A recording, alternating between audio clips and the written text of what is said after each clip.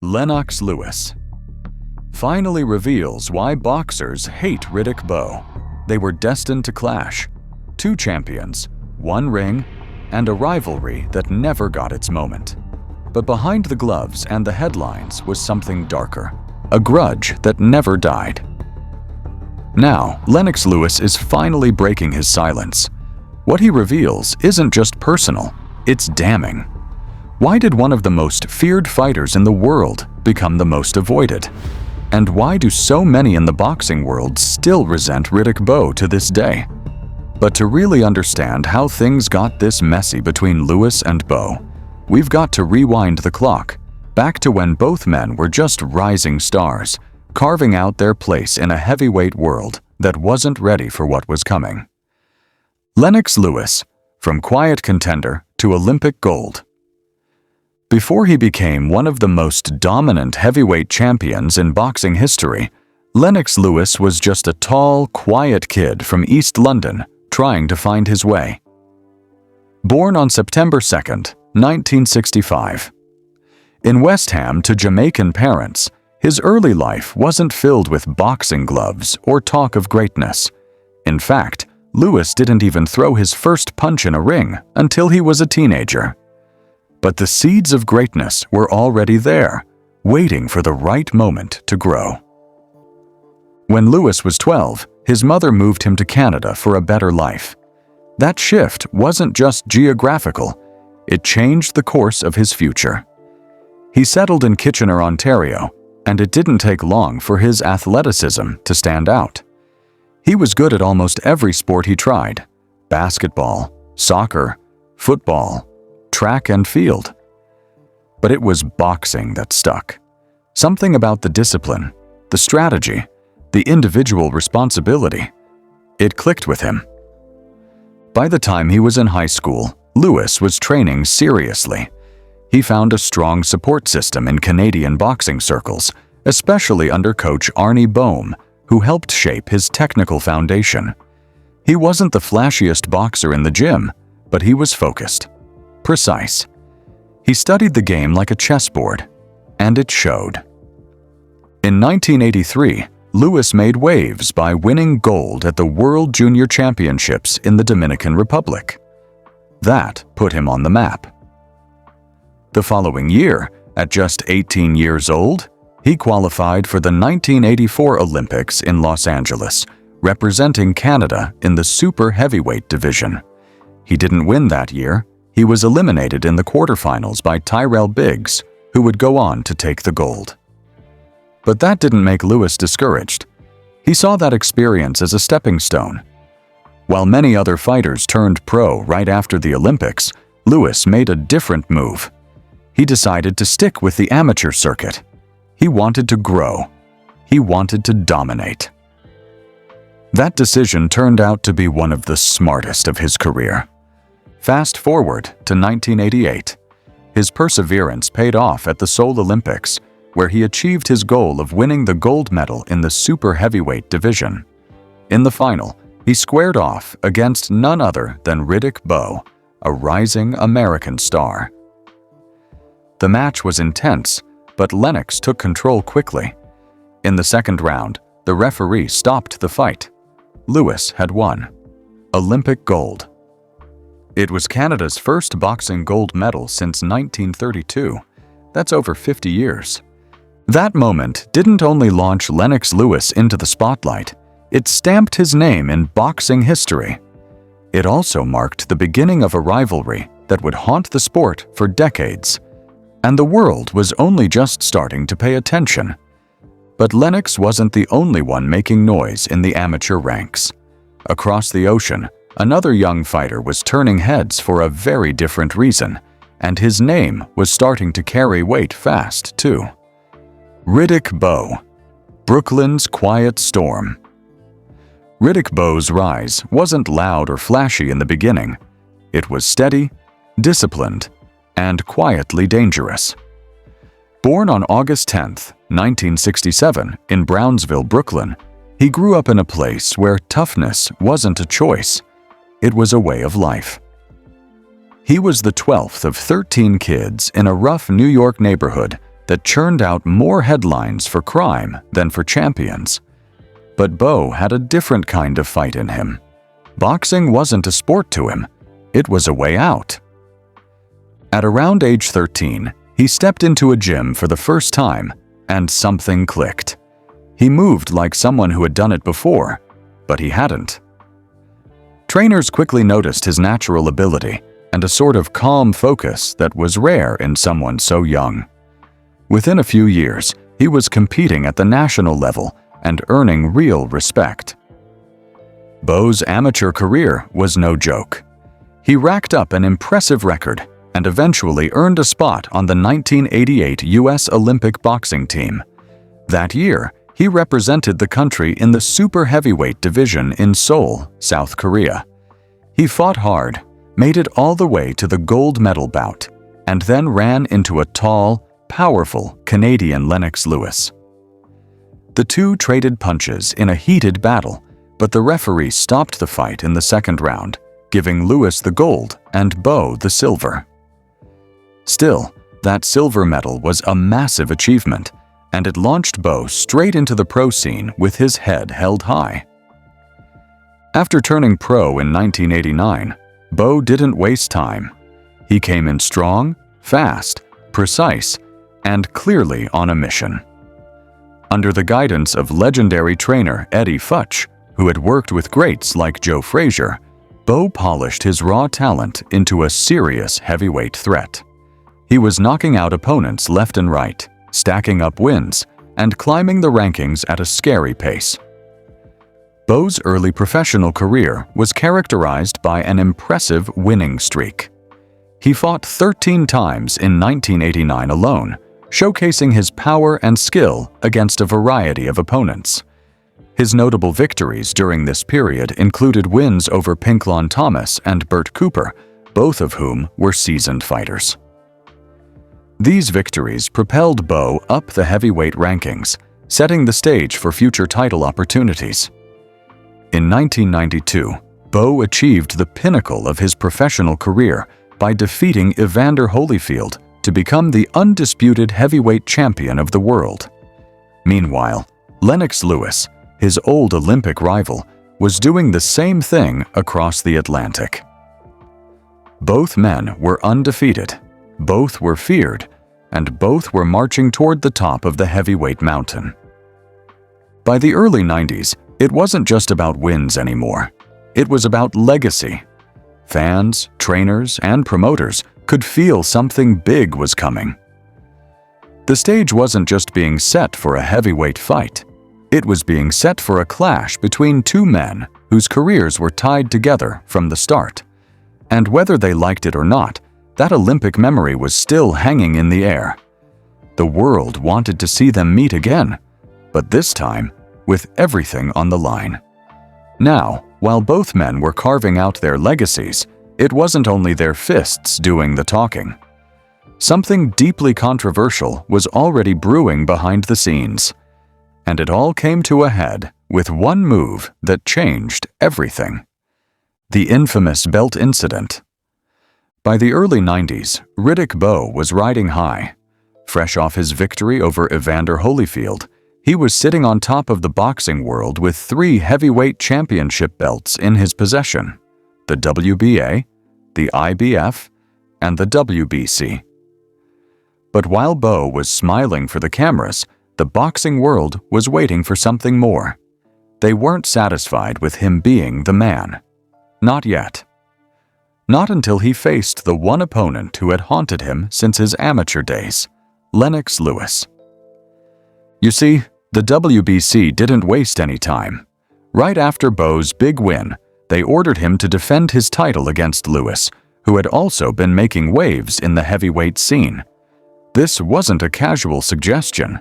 It was a mandate. The two were supposed to meet in the ring and settle the unfinished business from the 1988 Olympics, where Lewis had stopped Bowe in the final round to grab the gold medal. That loss had been sitting on Bowe's shoulders ever since, and fans knew it. In one of the most talked about moments in boxing history, Bowe called a press conference in London, of all places, Lewis's own hometown. But instead of announcing a fight date, Bowe walked in holding the WBC championship belt. And right there, with the cameras rolling, Bowe placed the WBC title into a trash can and basically said, "The WBC is wrong, and I will not be intimidated by them. I am the heavyweight champion of the world, and today I withdraw my recognition of the WBC. I am stripping them. If Lewis wants the belt, he has to get it out of the garbage. Then we will call him Garbage Picker." No one saw it coming. No one believed it was real until it happened. In an instant, that golden belt turned into a prop in what felt like a heavyweight soap opera. The boxing world was stunned. Commentators, fans, and fellow fighters didn't know whether to laugh, scream, or throw their own gloves down in frustration. For many, it felt like a slap in the face of the sport. The WBC didn't hesitate. They stripped Bowe of the title and handed it to Lewis without a punch being thrown. And just like that, the matchup the world had been waiting for was off the table. Lennox was the new WBC champion, but without ever getting the satisfaction of settling the score in the ring. To this day, that trash can moment lives in infamy. It's been replayed countless times and turned into a symbol, maybe the ultimate symbol of what it means to duck an opponent. Whether Bowe truly feared Lewis or it was strictly business, the narrative was already written. The gesture overshadowed any explanation that followed. And even now, decades later, many boxing fans still feel like something was stolen from them. Not a belt, but a moment. A real, brutal, defining showdown between two of the best heavyweights of their era. Instead, we got a trash can, a belt, and a legacy that would never feel quite finished. That single press conference may have lasted just a few minutes, but it changed the course of heavyweight boxing and added a stain on Bowe's career that no amount of wins could wipe away. However, there is always more to the story than what makes the headlines, and when you start peeling back the layers, what you find is far more revealing than a tossed belt. What really happened?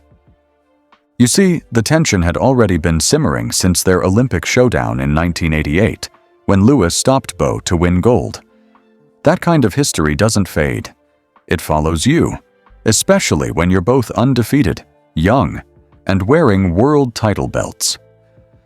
So when the stars finally seemed aligned in 1992 and the boxing world leaned in, something strange happened. Lennox Lewis has always been very direct about why the fight never took place.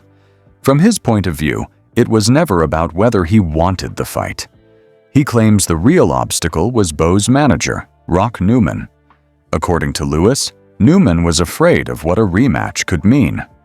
Rock Newman did not want his golden child at the time, who was creating wealth for him, to take that chance and fight the guy who beat him at the Olympics in 1988. Lewis said in one interview. That Olympic loss seemed to weigh heavier on Bowe's team than on Bowe himself. Newman, like any manager, had a job to do: protect the fighter and protect the paycheck. From Lewis's angle, this wasn't protection. It was avoidance. It was the kind of business move that fans hate and boxers get stuck with. Lewis believed Newman saw him as a high-risk opponent, a potential derailment of Bowe's rise, and a threat to their hold on the heavyweight crown. So instead of taking that gamble, Newman maneuvered around it. But Bowe didn't exactly sit back quietly and let the story be told for him. He had his version too, and it painted a different picture.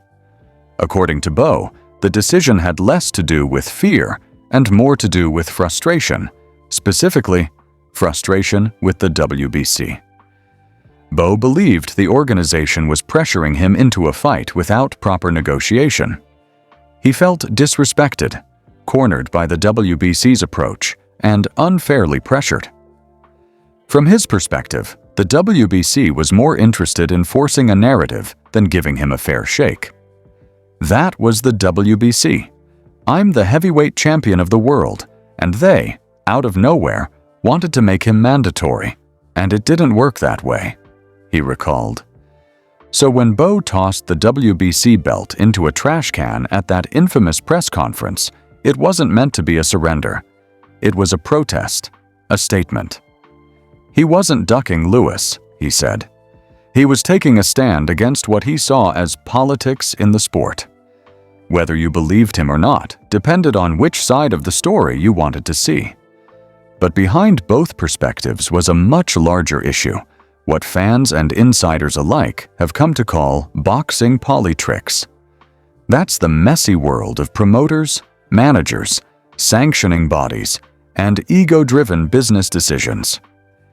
You'd think two fighters wanting to fight would be enough to make it happen. But in boxing, it's never that simple. The truth is, both camps had their own demands: purse splits, broadcast rights, venue negotiations, and it all turned into a tug-of-war. Bowe's team reportedly offered Lewis a deal that gave Bowe a lion's share of the money, which Lewis's side rejected. Then Lewis's team came back with terms of their own, which Bowe's side felt were insulting. Talks broke down. No compromise. No contract. And so the super fight never materialized. It wasn't one punch that ended it. It was 100 small decisions, missed calls, pride, and money. By the time the dust settled, the WBC belt was in the trash, Lewis was handed the title without a fight, and fans were left wondering what might have been. That single moment has lived on as a symbol. To many, it's become shorthand for ducking. But when you peel back the layers, it's not so black and white. It's a classic boxing tale. Two warriors ready, but the business wouldn't let them fight. Now, all these years later, Lennox Lewis has finally broken his silence about the whole thing, and what he reveals might surprise you. Lennox Lewis speaks out. The real reason. For years, the boxing world looked at the broken pieces of what could have been one of the greatest heavyweight rivalries and wondered, what really stopped Riddick Bowe and Lennox Lewis from stepping into the ring together? Was it fear? Ego? Money? Or was there more going on behind the curtain? Lennox Lewis, the Olympic gold medalist turned undisputed heavyweight champion, has finally started opening up more in recent interviews. And according to him, this wasn't all about Bowe ducking. Sure, Lewis doesn't hide the fact that he believes Bowe didn't want the fight, but he's also quick to call out the entire system that helped shut the door on what should have been a historic clash. In one of his most telling interviews, Lewis said, "Bowe never wanted the fight. His manager never wanted the fight, and they made so many ridiculous demands. It was truly impossible. They demanded millions and millions. The truth is, they had no intention of ever making the fight happen." That's a heavy statement. Not just because it points fingers, but because it shows how deep the dysfunction ran. Lewis wasn't only frustrated with Bowe, he was pointing out the web of handlers and decision-makers who seemed more interested in protecting a brand than testing a fighter. At the center of that web was Rock Newman, Bowe's manager. Lewis has said multiple times that he believes Newman played a major role in keeping Bowe away from him. From his perspective, Newman remembered exactly what happened in the 1988 Olympics when Lewis stopped Bowe in the final round. That image, Lewis thinks, never left their minds. And when it came time to face off professionally with everything on the line, they didn't want to risk history repeating itself. But Lewis doesn't make it sound like Bowe was some kind of reluctant fighter, shielded by managerial decisions. He sees it differently. To him, the real obstacles weren't in the ring. They were in the boardrooms. Promoters, TV executives, managers, all pulling strings to protect paydays and marketable records. Boxing, Lewis argues, has always had a problem with politics. Too many belts, too many alliances, too many egos outside the ring. And when a fight doesn't happen, it's rarely about just the two men wearing gloves. The business side is messy, and often the fighters get the blame for decisions they didn't fully make. I had to earn the right, earn the chance to fight for a title, and even then the politics started to get in the way. Don King, man. I had to deal with the king when he controlled everything, Lewis recalled. Still, that hasn't done much to repair Bowe's reputation in the eyes of his peers. Among boxers, there's something sacred about taking on the biggest threat, no matter the risk. It's part of the code. Even in a brutal sport where careers can end in a single punch, there's an unspoken respect that comes with saying, "I'll take the challenge." When Bowe dumped that WBC belt in the trash instead of defending it against Lewis, a lot of fighters saw that as breaking that code. Up till now, some boxers still bring up that moment. It's not even about Lewis anymore. It's about what it symbolized, a champion refusing to defend his title against the clear #1 contender. That kind of move sticks with people in the fight game. And it stuck with Lewis too.